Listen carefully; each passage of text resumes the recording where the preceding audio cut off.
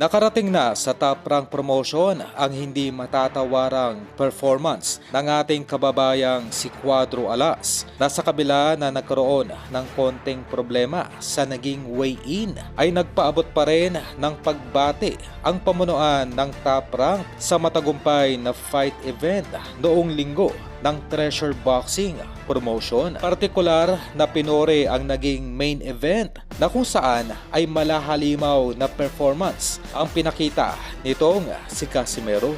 Sa kaugnay pa rin na balita ay inilatag na ng promoter ni Casimero ang tatlong bansang pwedeng pagdausan ng susunod na dalawang laban nito, habang ang ating pambato ay nakaban ng isang buong taon sa Japan.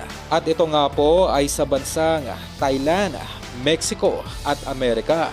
At sa tatlong bansang nabanggit, ang laban sa Amerika ang pinaghahandaan ng promoter nitong si Casimero, dahil nababalita na ang kampo nitong si Junto Nakatani ay naghahanap ng isang magandang laban sa nalalapit na pag-akyat nito sa super bantamweight.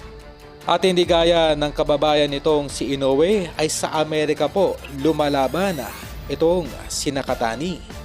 Para po sa kalaman ng lahat ay parehong hawak ni Lolo Arum itong sina Inoue at Nakatani.